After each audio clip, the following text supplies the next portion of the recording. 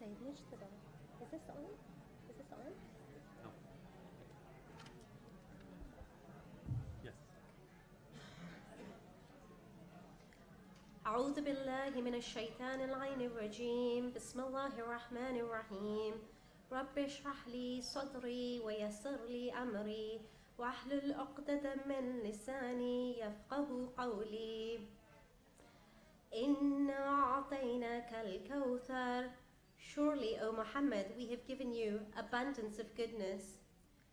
Our dear respected leaders, Sayyid Mahdi Qazwinian family, scholars, my parents, elders of our community, brothers and sisters in faith, Assalamu alaikum. We will start the recitation of Surah Al-Tahrim by a very sweet little girl. She's only 9 years of age and has, mashallah, memorized 3 ajza of the Holy Quran. She loves to read, ride her bike, and play with her pet birds. Please join me in welcoming Sister Zainab Hadi Al-Qazwini with a warm and loud salawat ala Muhammad wa ali Muhammad. Allahumma salli ala Muhammad wa ali Muhammad.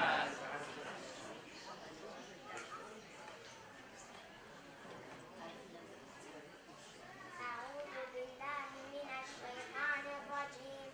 بسم الله الرحمن الرحيم. يا أيها النبي لم تحرم ما أحل الله لك تبتغي مرضات أزواجك والله غفور رحيم. قد فرض الله لكم تحلة أيمانكم والله مولاكم وهو العليم الحكيم.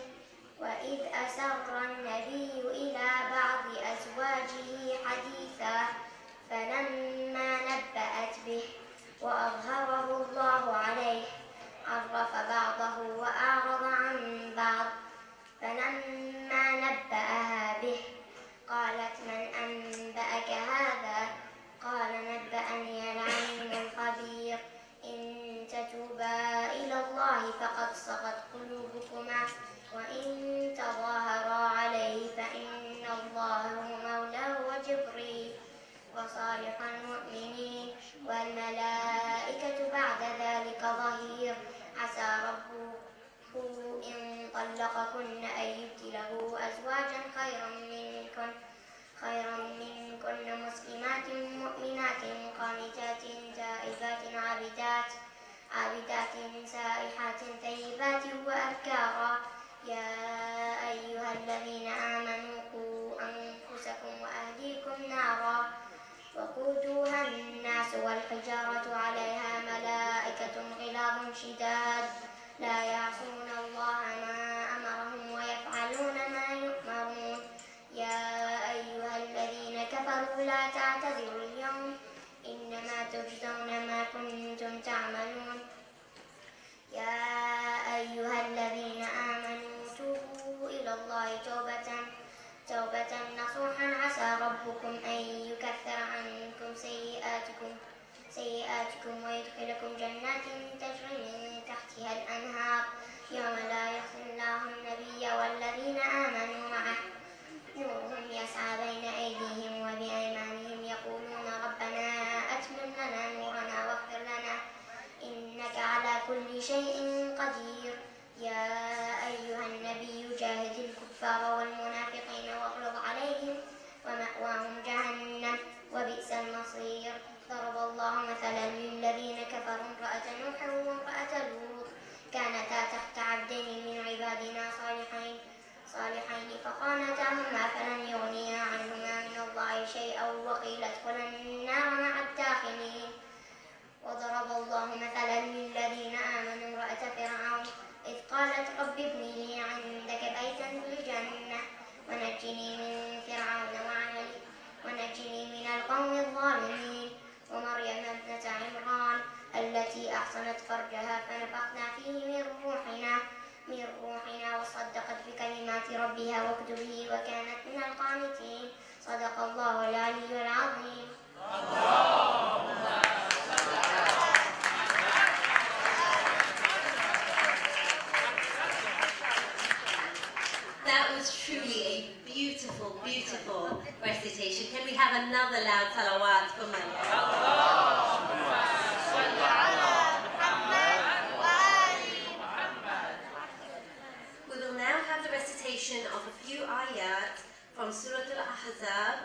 28 to 35 by Sister Noor Ali Basha, who is also a hard-working and energetic individual.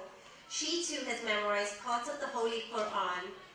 This recitation will be followed by the translation in English by a very dear friend of mine, Fatima Ra'ad.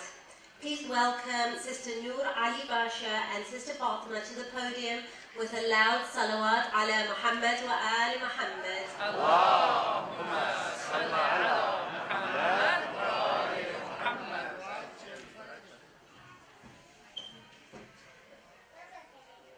أعوذ بالله من الشيطان الرجيم. بسم الله الرحمن الرحيم.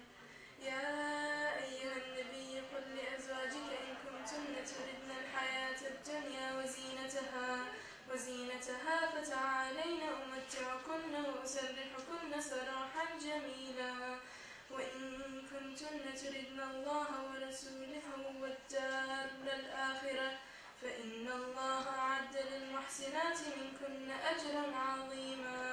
يا نساء النبي من يأت منكن بفاحشة مبينة يضاعف لها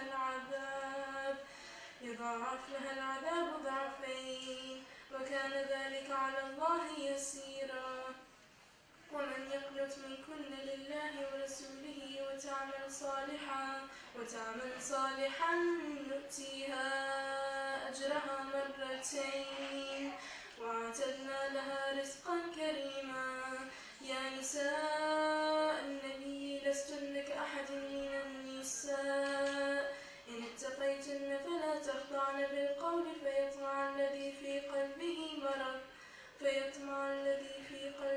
مرض وقلنا قولا معروفا وقرن في بيوتكن ولا تبرجن تبرج الجاهلية الأولى وأقمنا الصلاة وآتينا الزكاة وأطعنا الله ورسوله إنما يريد الله ليذهب عنكم الرجس أهل البيت ويطهركم تطهيرا.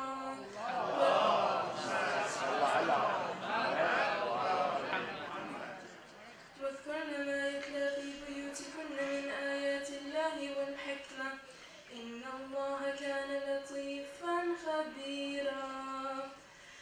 إن المسلمين والمسلمات والمؤمنين والمؤمنات والقانتين والقانتات والصادقين والصادقات والصابرين والصابرات والخاشعين والخاشعات والمتصدقين والمتصدقات والصائمين والصائمات والحافظين فروجهم والحافظات والذاكرين الله كثيرا والذاكرات أعد الله لهم مغفرة وأجرا عظيما.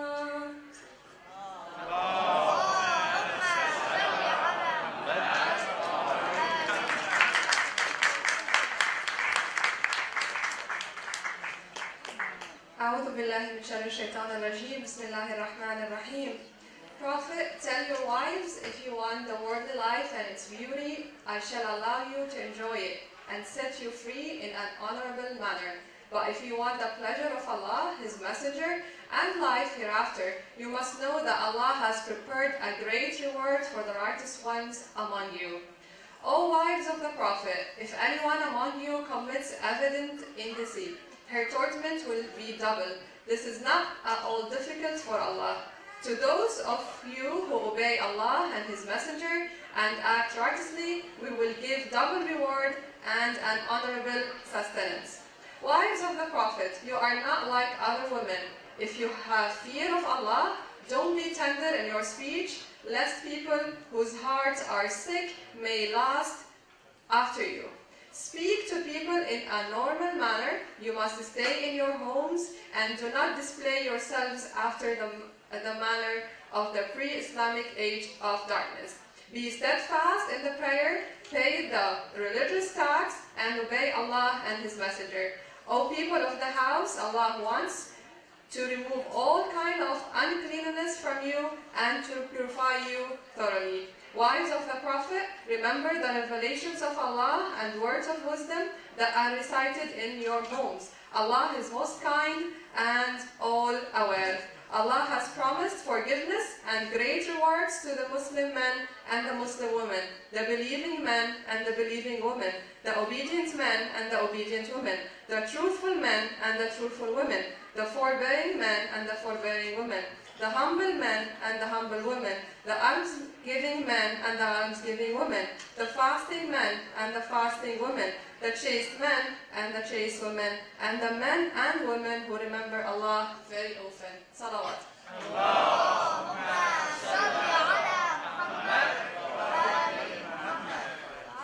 Thank you, Sister Noor and Sister Fatima. Brothers and sisters, it is truly an honor to be standing before you on this auspicious occasion to celebrate the birth of a daughter who to her father was the best of daughters. As the Prophet said, when I long for the fragrance of Jannah, I smell the neck of my daughter. To her husband, she was the best of wives. And when Ali used to say, when I looked at her, all the sadness was lifted from my heart.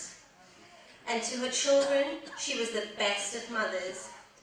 Born in a halo of radiance of light, her personality was woven from the brightest threads.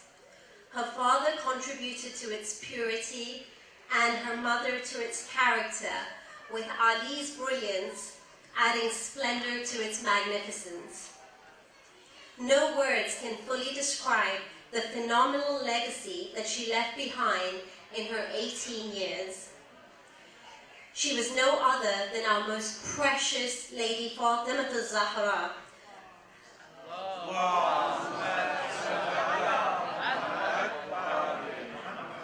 As-Siddiqa, the truthful one, Al-Mubarakah, the blessed one, Al-Tahira, the pure one, Al-Zakiyah, the chaste one, Al-Waliya, the grateful one.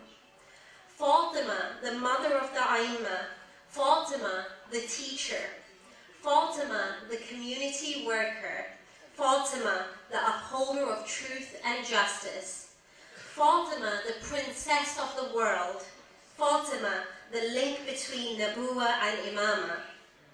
And then there is Fatima, whom the Quran refers to as Al-Kawthar. Brothers and sisters, the ladies of our community have worked tirelessly together with true passion and dedication to present to you an array of phenomenal reciters, poets, and speakers tonight. Please help me in welcoming each and every one of them with the warmth and love of Our Lady of Light, Lady Fatima, Salamullahi alayha. Before I call upon our next set of reciters, I would like to quickly remind you that we do have a raffle prize draw at the end of the program.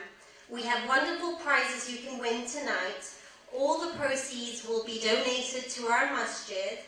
So for the love of our Holy Lady, treat yourself and your loved ones, your mothers, your sisters, your grandmothers, your wives, your daughters, to something very special tonight. The raffle will only be running during this program, and we will announce the winners at the end of the program. We have a range of beautiful jewelry, gift cards from Yogurt Land, Wood Fire Kebab, Gourmet Burgers, Mission Ranch, and lots more. I'm very excited to now introduce a lovely panel of 6 outstanding and dedicated girls from the IECOC Sunday School. They will be highlighting in Arabic the beautiful characteristics of our Holy Lady. These girls have worked very hard, as I witnessed myself, alongside an amazing teacher, Sister Zainab, who is an inspirational guide to us all. Let us welcome the girls in order as they come to the podium with a loud salawat ala Muhammad wa ali Muhammad. Allahumma salli ala Muhammad wa ali Muhammad. Maryam Malala, Jasmine Mughni, Roya Marandi, Batul Usaili, Dima Marandi, and Leia Taha.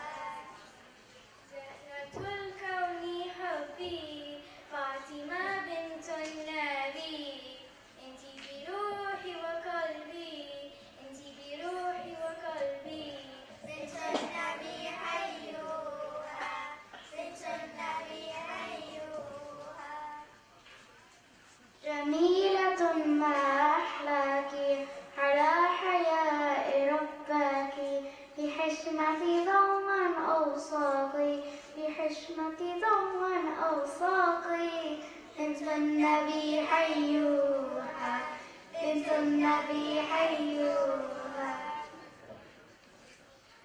يا من تطعم المسكين وتؤثره بكل يقين لترضي رب العالمين لترضي رب العالمين بنت النبي حيوها بنت النبي حيوها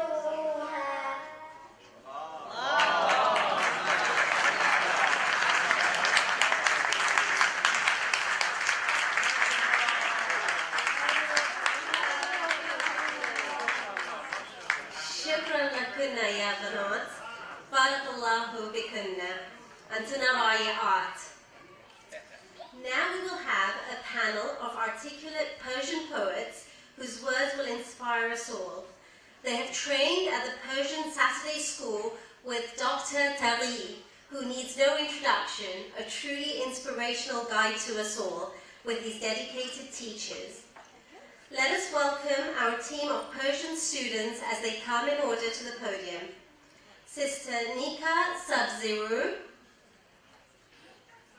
Sister Noura Sabziru, Sister Medina Haidari, Sister Naseem Naik Sifat, and Sister Rayhan Haidari.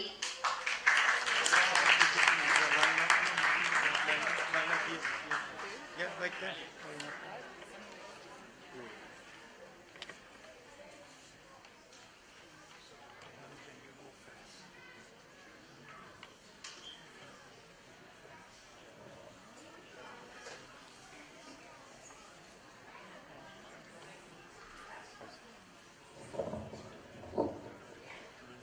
Bismillahirrahmanirrahim.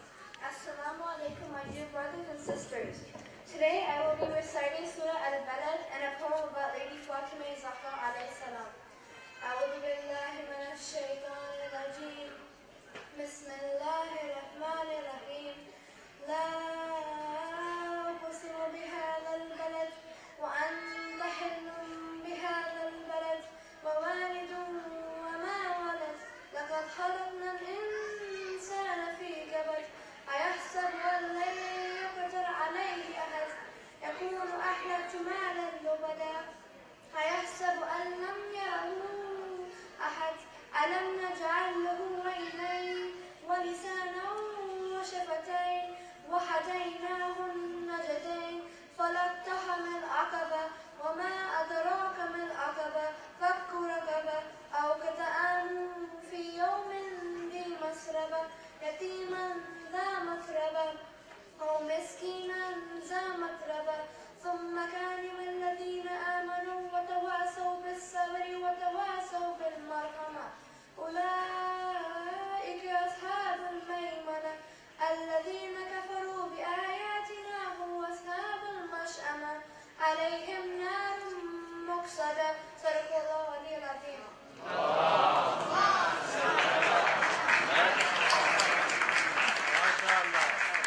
Now I'll be reciting my poem. O Fatima, the lady of the light, daughter of our prophet, the soul that is whiter than white, on the highest of the heavens, you are praised by all the land. Mother of Hassan and Hussein, beauty of Islam, Zahra, your light is shining, brighter than the sun. O the flower of heavens, you are the only one. The apple of Muhammad's eyes, the wife of Ali, the role model for all women. Surely your death was a tragedy. Salawat.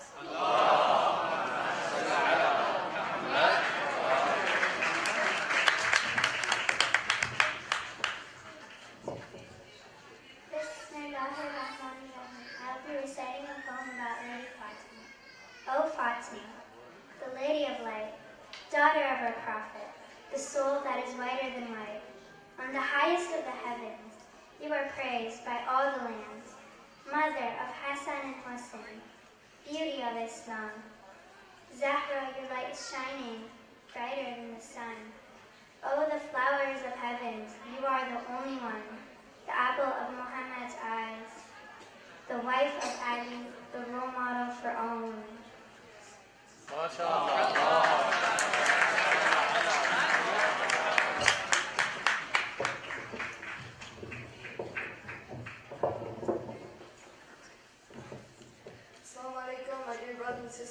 I'd first like to congratulate everyone for the birth of Lady Fatima Zahra. So I'm going to be reciting a poem. Oh my lady, such sweetness lingers. I hear your name.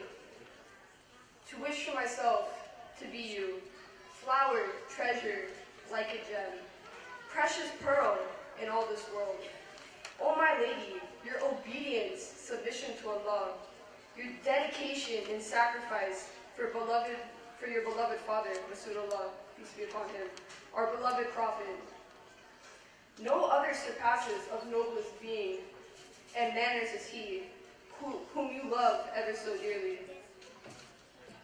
Oh my lady, like a pearl that you are, a shining light, like a bright lit star, beautiful soul you possess, an exemplar for the rest, softness, firmness put to the test, humility bountiful, sheer blissfulness. Oh my lady, Fatima Zahra, my wish someday to be in your line hereafter, as precious diamonds with sparkly trace, fruit ripe, many successes, and blessedly rewarded, to be those that he chooses, the guided pearl in his majestic world. Thank you.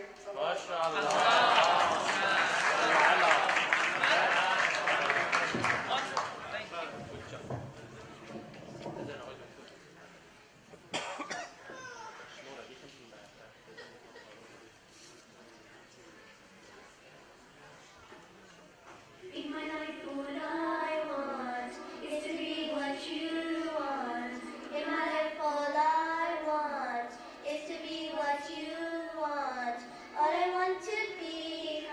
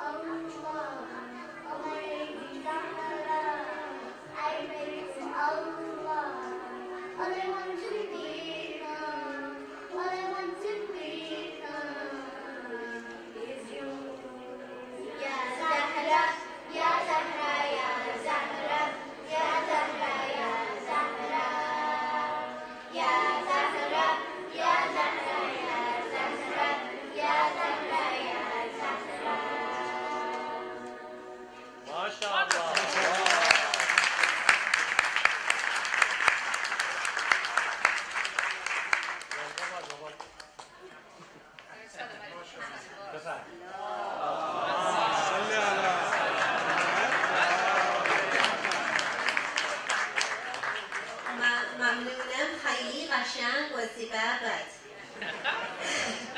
I've had a little reminder for the children, little children who want to go upstairs. They have some classes. So if you're not comfortable here, please go upstairs because we do have some quite entertaining classes for you up there. Okay, our next guest speaker tonight is a young lady who truly is a mirror image of her father. She is confident, passionate, such a positive individual that whenever I see her, she's always smiling. She is no other than Sister Atiya Taghi. Atiya grew up in the IECOC community. She will be graduating this spring at the age of 19 from UC Irvine with a degree in religious studies and Persian studies. Atiya plans to pursue her study in Islamic and religious history. She is interested particularly in medieval Islam in Iran, women's role and participation in Islamic history, and Sunni-Shi'i relations. Please help me in welcoming Sister Atiya to the podium with a loud salawat ala Muhammad wa ali Muhammad.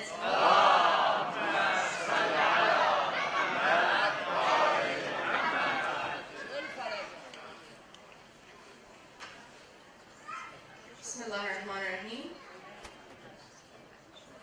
Assalamu alaikum jami'an wa rahmatullahi wa barakatuh.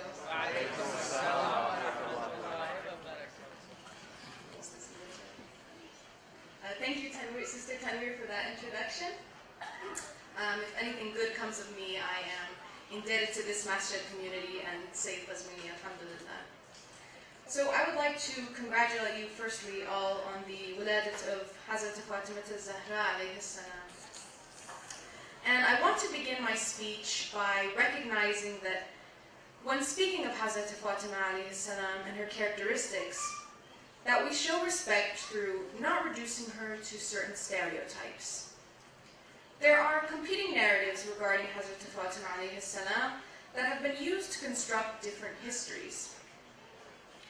I'm going to argue that it does not do Hazrat Fatima alayhi salam justice to refer to her either only as an archetype of femininity or as being unique in being masculine.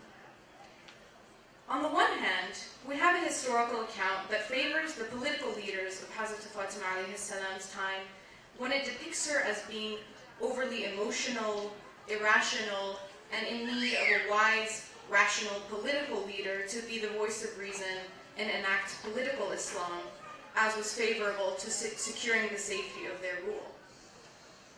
On the other hand, some Shi'i memories of Hazrat Fatima alayhi salam as well can fall short when they fall into the trap of highlighting Hazrat Fatima only in the context of her weakness and neglecting the entirety of her character. We find that Hazrat Fatima alayhi salam, rather than being a supporting character in the events that led to the development of Islam as we know it today, in fact takes on a much more central role. There are historians who wrote their own hadith that sought to portray Hazrat Fatima alayhi salam as simple, weak, excessively emotional, and then tied these elements as being inherent to women and womanhood. And this is one reason why it's so important to continue to speak about Hazrat Fatima year after year, and to remember the other tradition, our hadith, which show her as an extremely eloquent, sharp, kind person, and someone who did not back down when her rights were being taken from her. We have to remember the Hazrat Fatima alayhi salam that gave birth to Karbala. The Hazrat Fatima alayhi salam whose sons died for her Islam. The Hazrat Fatima alayhi salam whose daughter kept that Islam alive. Hazrat Fatima did not become such a notable figure because she tried to appease everyone and just stick to the culture of her time, regardless of how corrupt it had become. Not only was her rejection of corrupt cultural elements important, but we have to note how she combated the appropriation of Islam by people who had begun manipulating it so soon after her father's death. Hazrat Fatima alayhi salam stands out in the way that she manifested what Rasulullah had lived and taught. In the same way that we see the legacy of Rasulullah in the actions of Hazrat Fatima, we see it continue further from her. The legacy of Hazrat Fatima alayhi salam can be seen in the sermon of Hazrat Zainab alayhi salam in the court of Yazid. When Hazrat Zainab alayhi salam begins to speak, Yazid addresses one of his army men in disgust, asking who this arrogant woman is who thinks that she should be allowed to speak.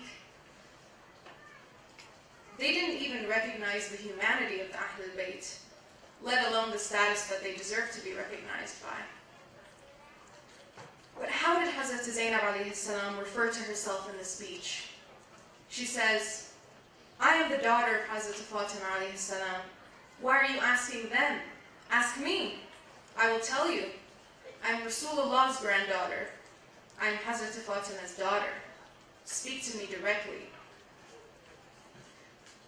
Hazrat Fatima alayhi salam and her daughter didn't stand out because of how much they obeyed the standards for femininity or what was expected of an elite Arab woman at the time. If we want to take them as role models, then we can't be people who stand by without a clear vision of our rights and our humanity, leaving us vulnerable to different means of oppression. We should demand that our humanity be seen and that it be respected. In a sense, Hazrat Fatima and Hazrat Zainab subverted the gender norms of their time. It was Hazrat Zainab's subversion of the expectation for how she should react in the court of Yazid which led to the Islam that inshallah you and I are able to practice here today. If it weren't for this, we couldn't be so sure that Islam would not have become something that favors the more powerful and demands obedience to corrupt leadership from us, at least in how it would be popularly practiced. We should not say, though, that the way which they acted was masculine instead of feminine, or that their remembrance is only useful in constructing a model for femininity. When we are commemorating Ashura, we don't say that Imam Hussein alayhi salam was only a role model for men, meaning males. When we commemorate Ashura, we don't see Imam Hussein alayhi salam as someone who was just weak. Yes, of course, his rights were violated and the height of injustice was enacted against Ahlul Bayt. But the Ahlul Bayt had strength through their taqwa. They were people like we are, and they had emotions, just like we do. But they weren't slaves to their emotions, and there's no exception for Hazrat Fatima alayhi salam.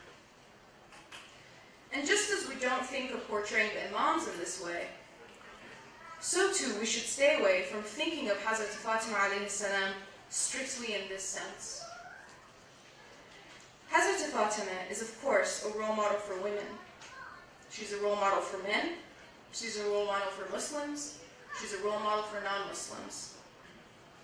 She transcends these boundaries of the ways that we think of femininity and masculinity. She's a role model in the way that she demanded her rights, in her perseverance, in her eloquence, in her pursuit of justice, in her extreme kindness, humility, gratitude. Everyone has the ability to learn from her, and that we can try our best to embody these qualities. And when we feel like it's not worth it or won't amount to anything, we can remember her to draw strength. Hazrat Fatima alayhi salam taught us that while the beginning of Islam is prayer, fasting, and charity, it doesn't stop there. She protested against those that end Islam with prayer and do not supplement it with good akhlaq with her life. That is why she didn't want the site of her grave to be known, in opposition to those who thought that Islam is just the bare minimum action. These actions are things which Islam begins with, but it doesn't end there. It can only be of greatest value to you when you perfect your empathy and your akhlaq. And she wanted that to be known forever by ensuring that her gravesite remain unknown to those who oppose these values, who believe Islam starts and stops with the ritual and that Islam should be manipulated to serve selfish interests. Hazrat Fatima alayhi salam, as a role model for everyone, and her transcendence of strictly feminine or masculine bounds, is especially important to keep into consideration today in a world where our belief as Muslims are constantly being twisted to be used against us. Take, for instance, hijab. The meaning of hijab in today's society has become overdetermined. That is, people will ascribe things to hijab and to the person who wears hijab that may be far beyond what the person wearing the hijab wants it to be or wears it for. Political meanings, certain ideologies, things that don't even have a basis in Islamic theology become ascribed to hijab in a way that doesn't allow the wearer to decide what it means for themselves, or decide what it means to themselves outside of the context of what the enemies of Islam deem it to be.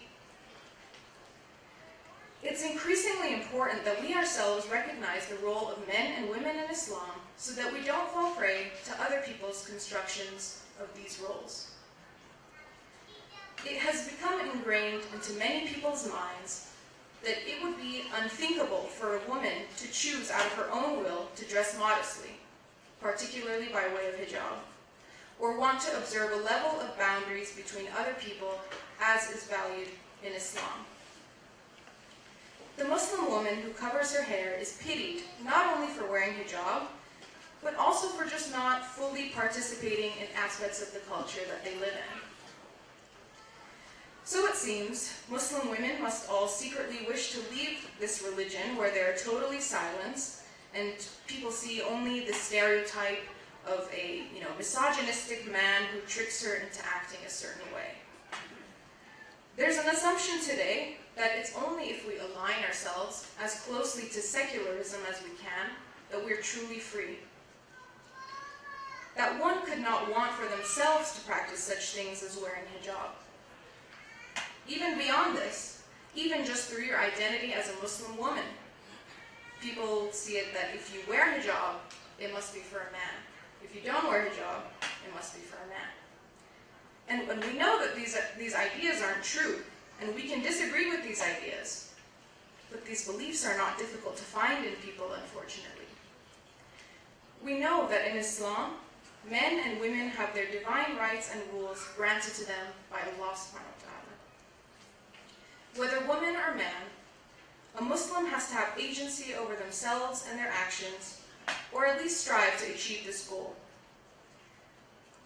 Only once you're able to develop your own autonomy can you recognize God's governance and the vision of Islam to its fullest potential.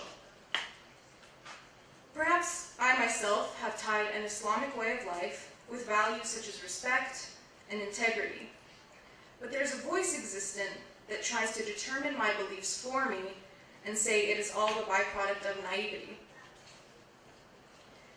We recognize that this is not what our Islam is. This is not the Islam of Hazrat Fatima alayhi salam.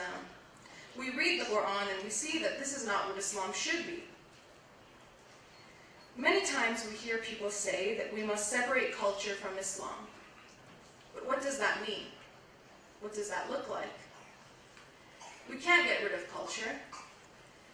If we take one culture out of the picture, we simply leave a vacuum and another set of cultural expectations will take its place.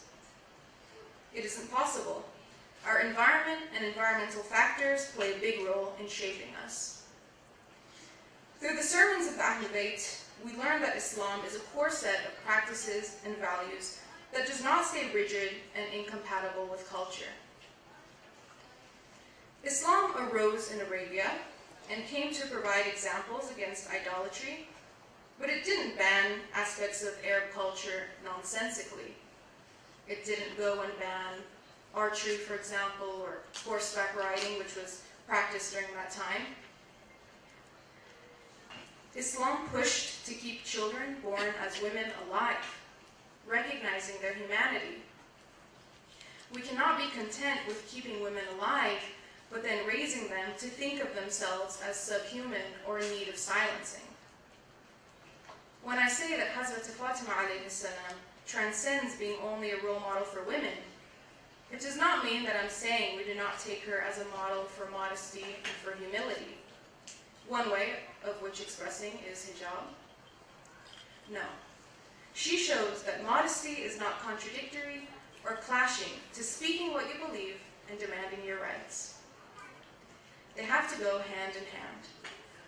You can make your mark and be a leader without being belligerent. Hazrat Fatima alayhi salam did not cower in a corner when things got tough, nor did she go out and be immodest by being rude and aggressive. She upheld the nobility that we saw in Rasulullah. And it is easy enough to say with our words that women do not have less humanity or agency in Islam. But it's more difficult to push our communities to adjust the critique that is aimed at women. Through misogyny in our beliefs and actions, whether conscious or unconscious, we tie Islam with something that it aims to work against. To offer an example, let's look at the trait of modesty. Why is it that modesty is a trait which is something to be promoted only in women in Islam? We should know that there is a time and place for this behavior for both men and women. And once we begin to apply this train of reasoning, then we may finally be able to see the universality of Islam and the amount of tools it offers us from which we can benefit. It's important that we recognize Hazrat Fatima alayhi salam and her legacy as something that can be taken as a model for characteristics that apply to everyone. That we should not ascribe too much importance to cultural expectations for each gender, and that people should have their agency, whether they are men or women. A lot of the times, it's easy enough to ascribe value to someone of the other gender, maybe if we want to marry them. But even if you don't or can't marry someone, we still have to treat each other as people. Even more so when they are our brothers and sisters in faith. Someone's value does not depend on how useful they are to you, because their value is God-given. To conclude, Allah subhanahu wa ta'ala has created people in a way where they are constantly in need of role models. Depending on what our interests are, we like to imitate people who we see as successful in a certain area, whether it's a basketball player or an academic. We don't take them as role models only in what they're good at either. If we see a basketball player, for example, endorsing a certain drink or brand, we'll go out and buy that thing. But just because they excel in one or a few aspects, doesn't mean we can necessarily consider them as complete role models. This is why Allah subhanahu wa ta'ala has created these Ahlul Bayt. This is how we have been blessed to have role models for every sphere of life, and this is why their example cannot be said to only be valuable for one group of us. Thank you.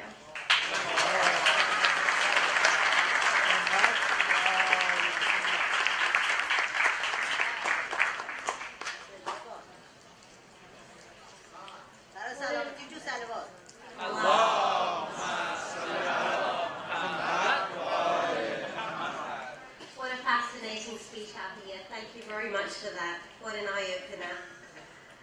We now have an amazing English poet who will recite a heartwarming poem in English for us. Please welcome Sister Zahra Ghazi to the podium with the salawat ala Muhammad wa ali Muhammad. Allahumma salli ala Muhammad wa ali Muhammad.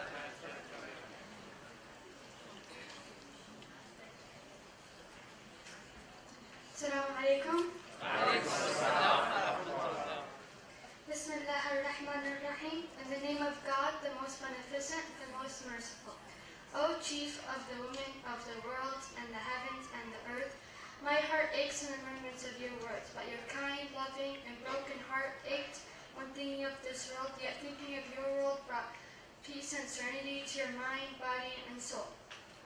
Ya Fatima Zahra, you ignored the swords and slayed your enemies with your words, wisdom, and truth. With a loincloth and chastity, you stood before the enemy, declaring the truth and speaking for justice.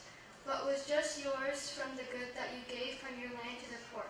O mother of the Father, O the love of Ali ibn Abu Talib, O mother of the chief of Yusuf Paradise, O mother of Zainab who saw nothing on Ashura while standing on the sword-changed scales of Karbala but the beauty of God. You came and left too fast, for your words, teachings, and acts will always last, even until this world will no longer will. Like the bright sun, like the vast sky, you light a pathway. Do you know the pathway of your life that's full of hard rocks? You just dealt with them by picking them up and gently laying them aside. Even then you thank God and smile. O Lady of Light, pray for God that I can follow in the pathway of you and your family towards and not to deviate from it. Ya Fatima Zahra, Ya Nuri, Ya Sayyid Nisa al-Alameen. Thank you.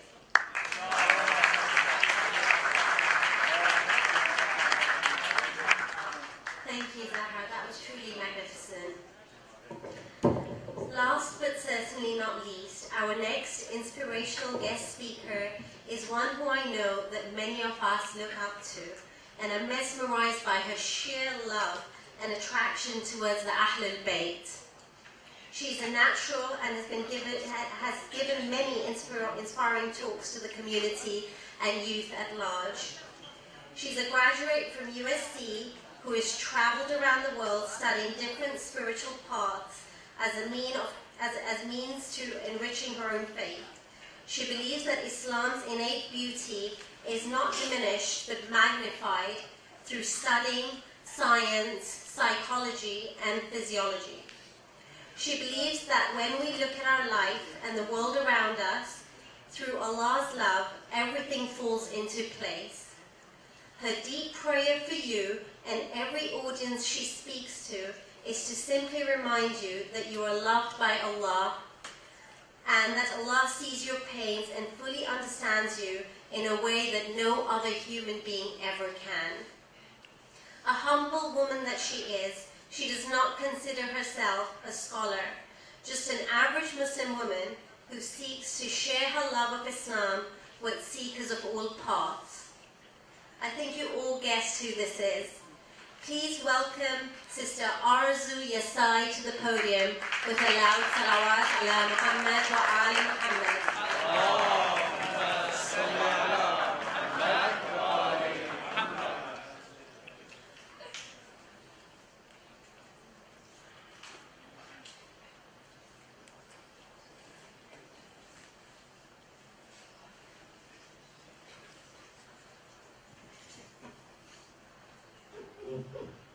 Assalamu alaikum.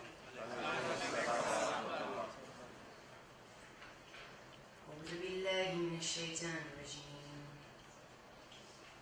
بسم الله الرحمن الرحيم.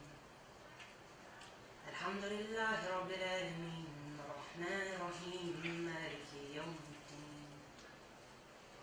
إياك نعبد وإياك نستعين. اهدنا الصراط المستقيم. صراط الذين أنعمت عليهم غير المغضوب عليهم ولا الضالين.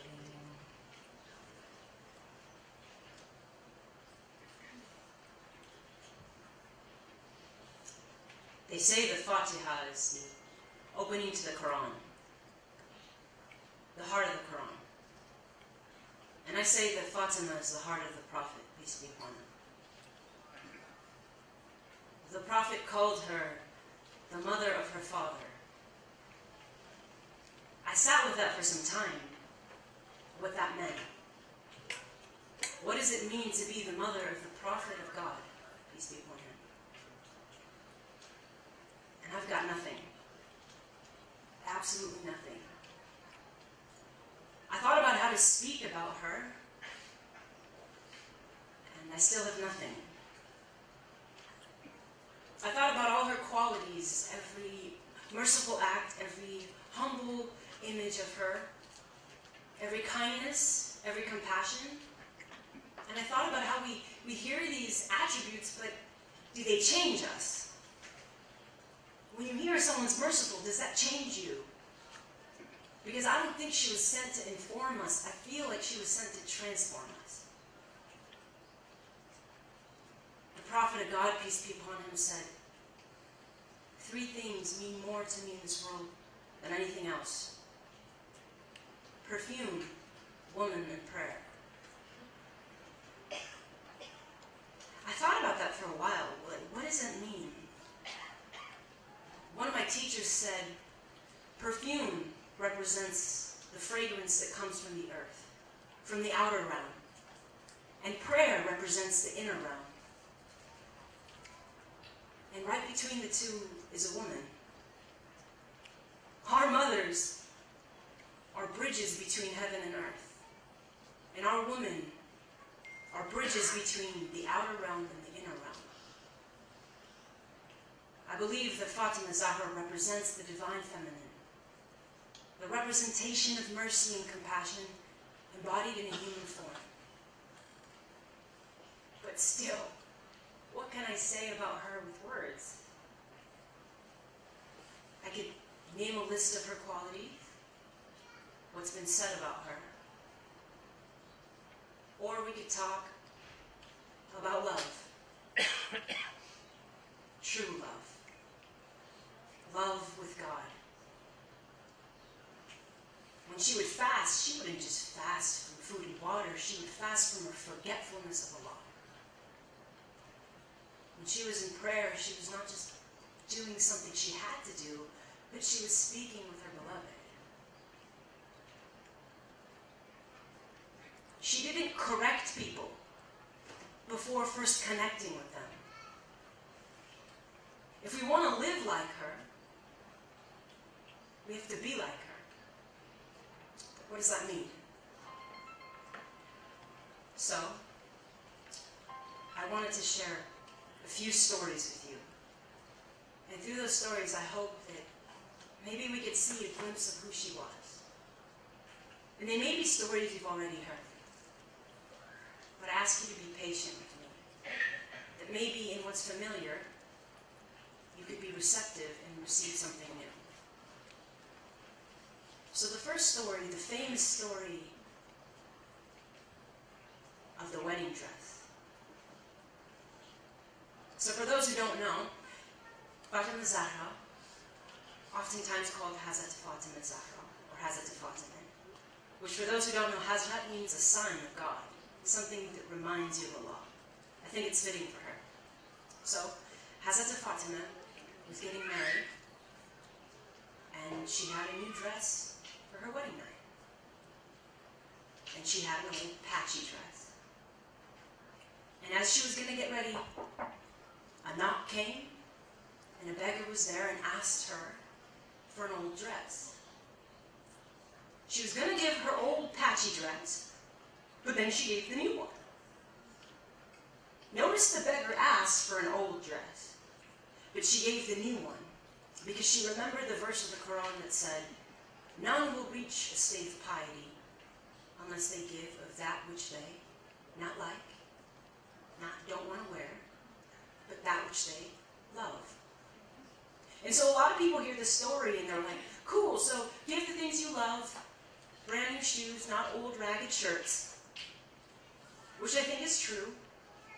But for me, the story means so much more than that. Yet there was another voice in the room. And that voice was the voice of the Quran. She had a relationship with the book. So the book was like a GPS for her. It showed up. It spoke to her. It interacted with her.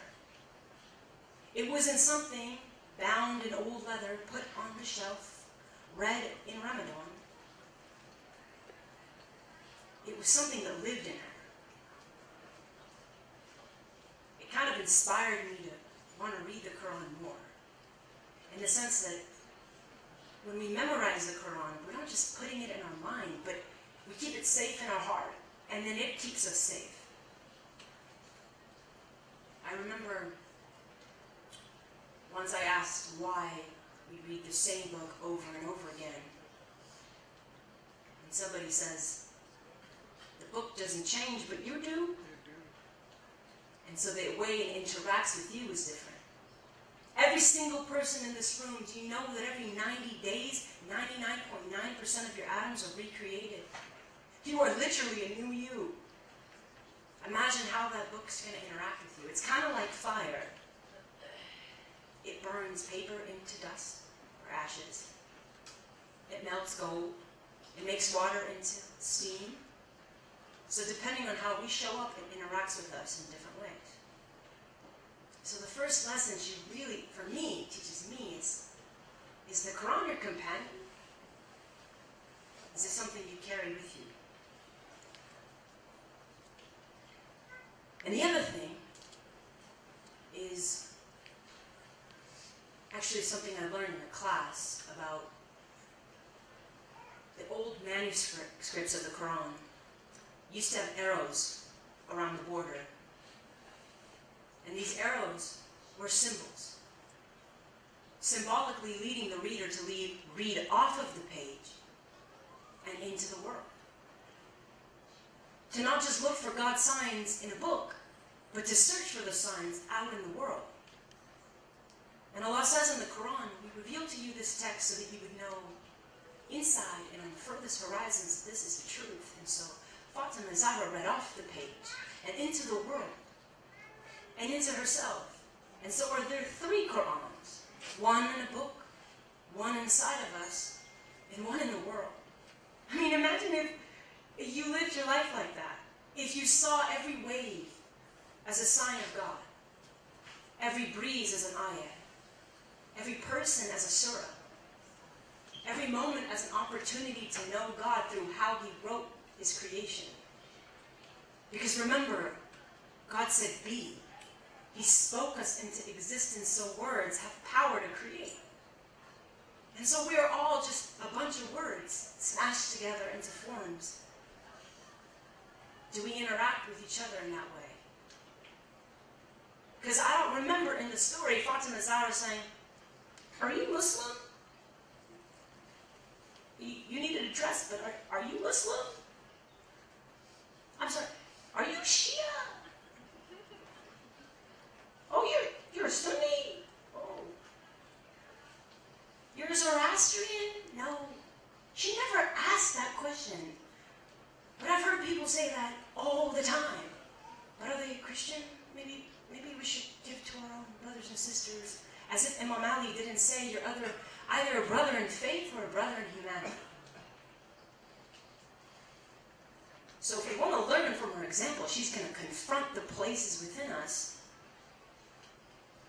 that want to say my tribe versus yours. As if the Prophet, peace be upon him, didn't come to extinguish that. Allah says, created you many tribes and many nations so that you would come to know one another. And realize and remember that when she was asked for an old dress, she gave a new one. And sometimes people ask us for things, but they're embarrassed to ask us for more. Go that extra mile. We'll come back to the story when we get to the auction.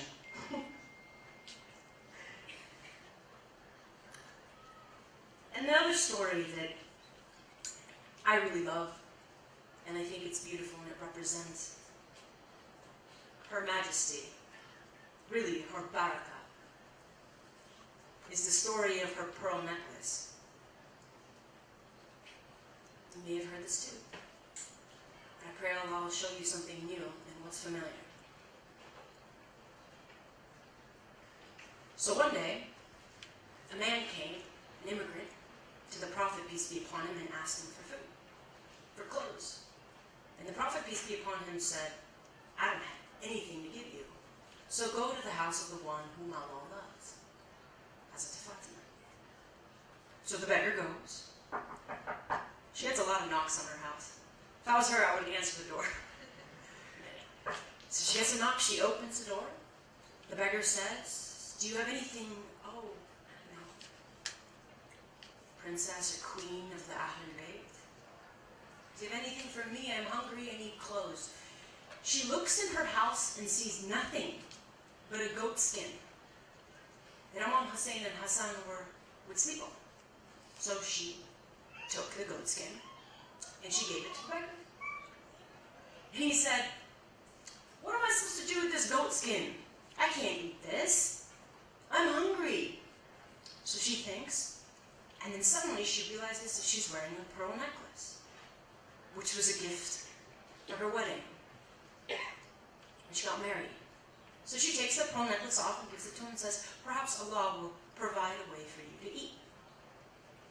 He's like, sweet! So he runs off, and he goes to the Prophet, peace be upon him, and said, this is what I got from your daughter. The Prophet sees the necklace and tears come to his eyes, because he knew that it meant something to her. A companion of the Prophet was there and said, Prophet, peace be upon you, can I buy this necklace? And he said, of course, yes. So the man asks, how much for the necklace? The beggar says, I just need enough to eat and something to wear and get home. So he gives him enough money, he gives him food, he gives him an outfit and a horse, and he takes the necklace. He perfumes it with musk, gives it to a slave of his, and says, Prophet, peace be upon you, I would like to give this necklace with this slave to your daughter. The Prophet, peace be upon him, says, Alhamdulillah, you're permitted to do so. So the slave, at the time slavery was allowed, comes with the necklace. Another knock. Hazrat Fatima opens the door, takes the necklace, and frees the slave. The slave starts laughing like a crazy person. And people are like, what's going on? What happened? And he's like, I'm amazed by the majesty of this necklace. That it could leave a house, clothe a naked man, feed a hungry man, send that man home to his house, free a slave, and end up exactly back where it was. If you want to know what Kareem means, that's Kareem. When Allah's generosity manifests in our world through the sincerity of a single heart, that's what it looks like. See, oftentimes when we give, we think we're losing. But the Prophet, peace be upon him, has a story where he asked one of his wives to give a sheep away. And he asked her, what's left of it? And she said, the leg. And he's like, no, that's the only thing we lost. Everything else is left of it but the leg. Because what you plant in the garden of Allah blossoms for eternity. But what you hold in your hand disappears within days. So she's here to teach us. True generosity comes through sincerity. But as the mystics say, if you want to be generous, it's good to be rich. Meaning, if you want to truly give, it's good to be rich in your soul with love for Allah. Some people say, oh, it's so hard for me to give things up.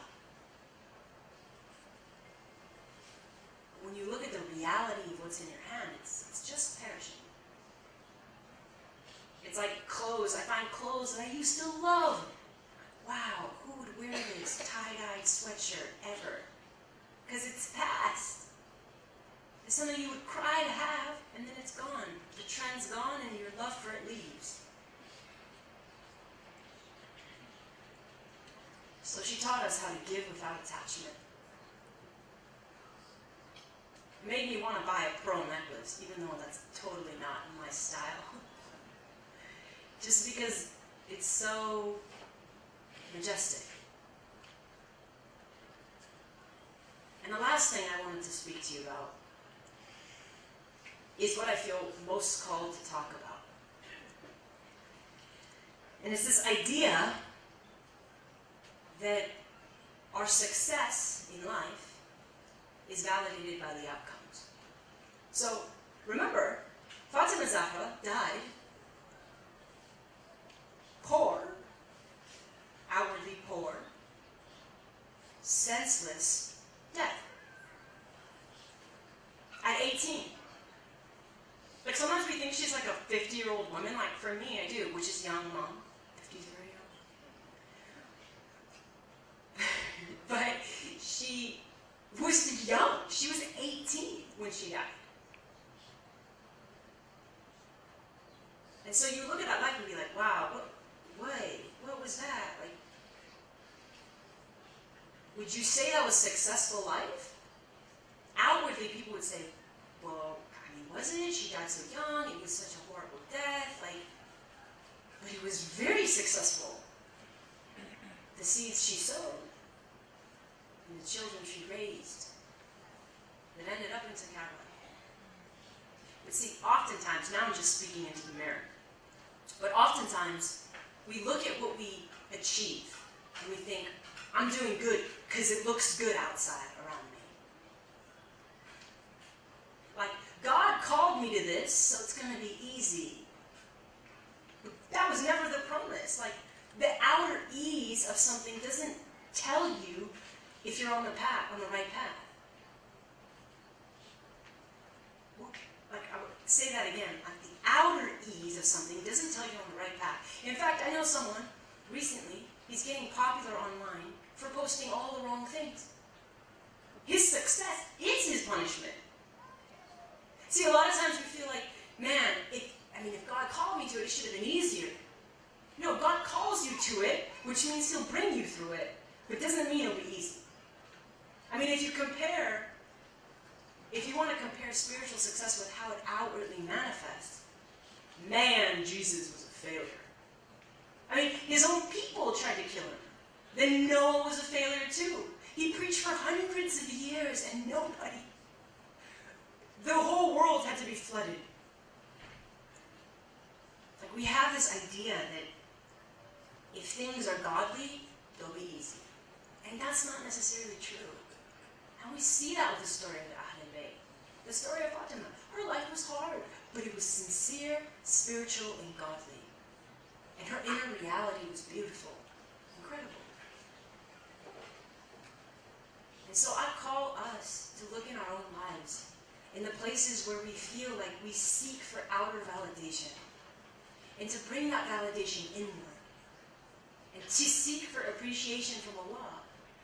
Because otherwise, society's trends will pull us in whatever direction it wants us in. But Allah pulls us into the path of true peace, not just momentary highs. There's a story about a man, my mom told me actually, and it just points to the, and I'm going to tell you the story, but what it points to is that what we see as good and bad is not necessarily what God sees as good and bad. Because in the eyes of Allah, good is everything that turns you to Him, and bad is everything that turns you away. A lot of times, like, but I don't like that. I don't, that's so hard. That must be bad. But bad and good is not defined by our preferences. It's defined by the position of our heart, which way we turn. And so, there's a story of a man, a king. And this king had a servant that was very close to him. And the servant would always say, like, Ya Allah khair, everything that happened, like, oh, by Allah, it's good. Oh, by Allah, it's good. And the king was like, man, this guy's so annoying. You know when, like, something bad happens and someone's like, Alhamdulillah, and you're like, a what? I'll show you, Alhamdulillah. Like, you know, like, but he's like, no, like, it's all good. Allah is all great.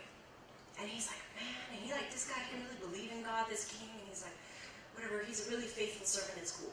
So one day he was cutting through and he cut his finger off. Like, I don't honestly know how someone does that, but he cut his finger off. So he's like, you know, like fingerless. And the guy's like, oh, okay.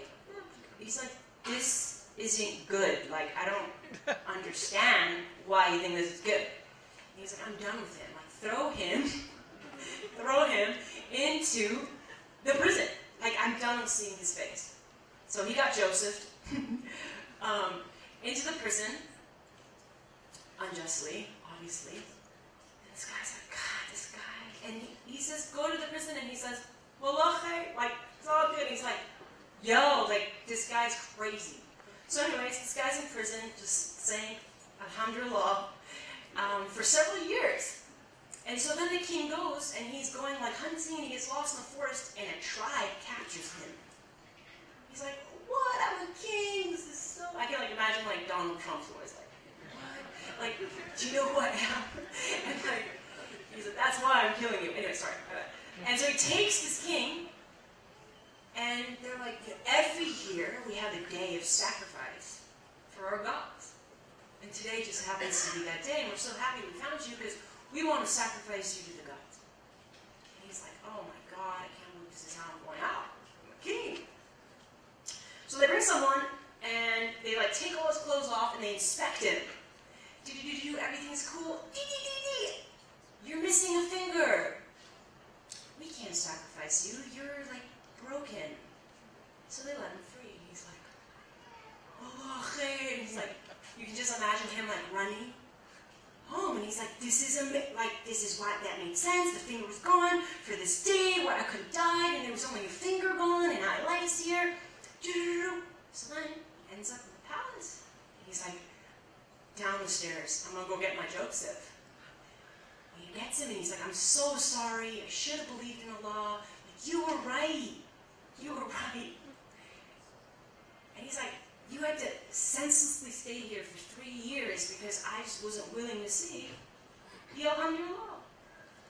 He's like, but tell me, why did you say Allah khair for being in prison for 3 years? He's like, brother, I would have been with you on that hunting trip. And I have all my fingers. So I'm pretty happy. So yeah, Allah khair. Isn't that interesting? Like, it's weird to think that our prisons sometimes are refuges. Right? Like, that there's a mercy in that. I mean, if you think about it, think of this, like, Mary is pregnant with Jesus. And Allah's like, she's like, what do I do? Everyone's gonna, ironically, crucify me. And he's like, don't speak for 3 days. Like, can you imagine, you're like pregnant, you're like how does this happen? You're like, but like, he puts you into that squeeze, and if you trust him enough, bam, baby Jesus speaks in the cradle. Do we trust Allah through that squeeze? Because it's interesting, if you ask a mother, like, oh my God, your mother, how's that been? She's not like, let me tell you about the labor pains, like, for the next 25 years. She's like, because once that baby's handed to her, she's like, oh my God. I imagine. It's like, wow. Suddenly the labor pains are gone because you birthed something. They said giving birth is as painful as breaking 20 bones. And then people have a second kid. I'm like, girl, you crazy. But they forget because they see the baby and they're like, this is so beautiful. And Allah creates those openings for us. He gives us that blessing amidst the ease to keep us walking. But we must remember that the difficulty is part of the path. Like, spirituality isn't just going from summit to summit. You have to go down into a valley and back up the summit. That's why your heart is called qalb. It turns. Like, the deeper meaning of that word is that it's the thing that turns. Faith isn't something you put into a lockbox. It's a wave. And guess what? Flat lines are only for the dead. So if your faith goes down, it's okay. It's just another opportunity to turn back to Allah. And so I feel like in this message that we learn through this incredible sign of God, Fatima, Hazrat Fatima, is that you don't define yourself based on your outcomes. You define yourself based on the sincerity in your heart, based on who you were looking at when you were acting in the world. Oh, I'll say this is, she wasn't loving to people because of who they were, but because of who their creator was. Like, what if we interacted with people not based on what they did to us, but based on all that Allah has done for us? Then dependent on, yeah, this person never says hi to me. I'm not going to help them. Did you see how rude that person was?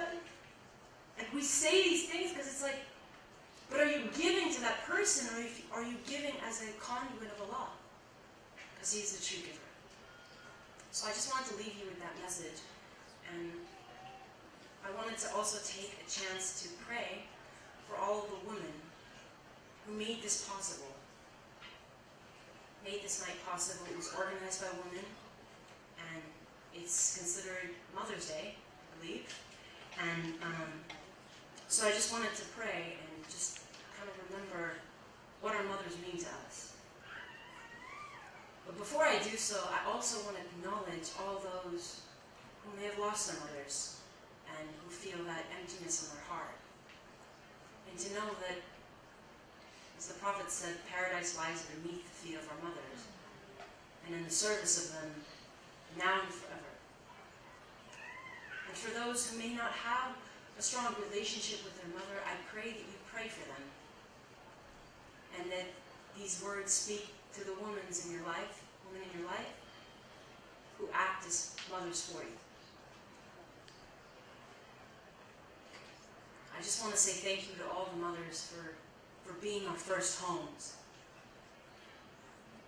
whose heartbeats were the first songs we heard, and whose embrace was the first one we felt. I pray for every mother who's cried for her child. I pray that those tears water the seeds, the soils of the paradise, and blossom flowers and gardens for them. I pray that your sorrow and sadness is embraced by Allah's mercy. I pray that you always remember that Allah sees your pain and the weight you carry, even though you hide it behind a smile. And that He knows what's in your mind and your heart, and the deepest secrets in your soul. I pray that Allah embraces you with kindness and forgiveness, and that your deeds are forgiven entirely. I pray that Fatima Zahra stands and speaks on your behalf, that the Prophet and his family honor you always, and that Allah protects you always. I pray for every heart that is heavy, that is dealing with something that they feel like they can't speak to anybody about. Know that this is your community, and that we're praying for you in silence and aloud. And I also want to take a moment and pray for all of the people in the world who are suffering, from Yemen to Palestine, to Libya, places in Africa, to Jordan, for all people of all races and faiths. May Allah teach us and remind us, through the example of Fatima Zahra, to always serve first and never ask for the race and religion, but to love everyone, as everyone is a creation of Allah, and we are a museum of God on this earth, and to respect the masterpieces that He has created. Please, if you can join me in a Fatiha. أعوذ بالله من الشيطان الرجيم. بسم الله الرحمن الرحيم. الحمد لله رب العالمين الرحمن الرحيم مالك يوم الدين. إياك نعبد وإياك نستعين. اهدنا الصراط المستقيم. صراط الذين أنعمت عليهم غير المغضوب عليهم ولا الضالين. Thank you.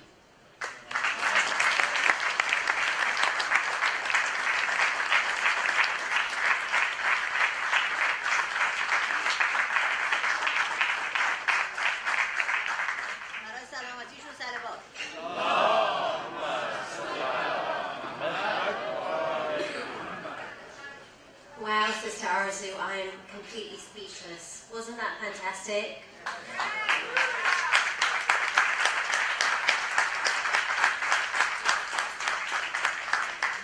A very capturing talk, Sister Arzu. Thank you very much again. Okay, we now have a very exciting part of our program. it is time for the raffle prize draw. So as you walked in, you very excitedly, I hope, bought many tickets for the raffle and bought many pieces for the auction. Before I announce the winners, I've been requested to give any last-minute individuals a chance to go out and buy some raffle tickets. So I've been asked to give you 5 minutes to go out and come back before we actually announce the winners. So I'll leave you with that, with the loud salawat ala Muhammad wa ala Muhammad.